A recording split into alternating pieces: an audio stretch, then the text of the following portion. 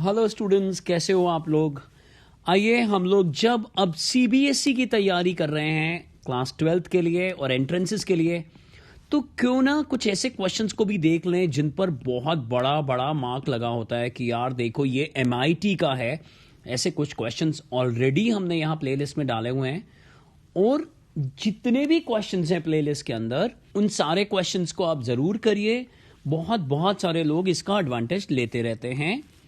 तो आइए इस क्वेश्चन को हम देखते हैं। ये क्वेश्चन है इवैल्यूएट और इंटीग्रेशन करना है 1/√x into root x minus x square. अब यहां पर ना तो हम सब्स्टिट्यूट कर सकते हैं और ना ही कोई डायरेक्ट इंटीग्रेशन लगा सकते हैं।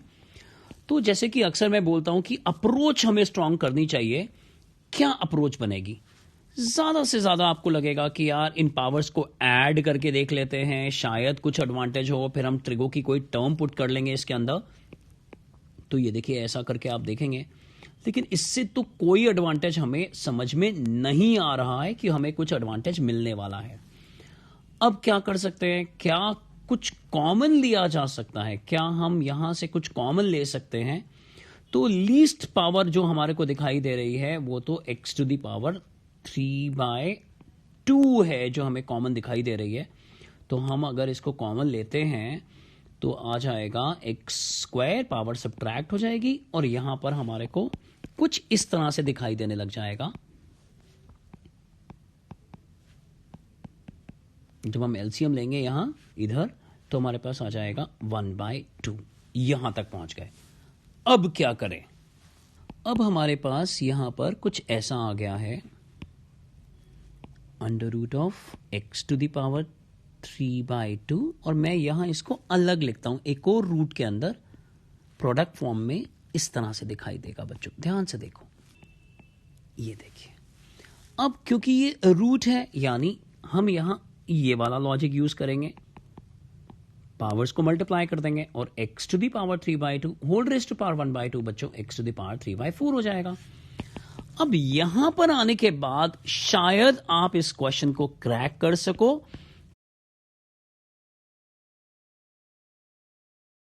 क्योंकि आपने इसी चैनल पर एक बहुत इंपॉर्टेंट कॉन्सेप्ट और क्वेश्चन करा होगा जिसमें ऐसी ट्रिक के बारे में बताया गया है, और ये क्वेश्चन है ये वाला क्वेश्चन। और नहीं करा तो इस क्वेश्चन को जरूर करिएगा, ये आपको एक एडवांटेज देने वाला है। और आप अगर ये ट्रिक जानते हैं तो अब आप कहेंगे कि सर ये हो गया क्वेश्चन और देखने में बहुत बहुत डिफिकल्ट लग रहा था, और हमेशा की तरह क्योंकि अप्रोच समझ में आ गई तो ये एक आसान क्वेश्चन हो गया। ध्यान से देखिए, ये 3/4 हो गया और यहां देखिए हम क्या करने वाले, इसको 1/4 और स्क्वायर लिखने वाले हैं। और अब x⁻1/4 को हम t या u पुट कर देंगे, and this is now 1/4 x⁻1/4 - 1 which is -3/4 dx is equal to dt। तो अब देखिए इसके बदले dx/x⁻3/4 के बदले हम पुट कर सकते हैं 4 dt, यानी ये क्वेश्चन हो जाएगा 4 times of dt divided by √1 - t square, and this is nothing but sin inverse of t plus c, यानी आंसर आ गया है 4 times of sin inverse of x⁻1/4 plus c। भाई कितना आसान क्वेश्चन था।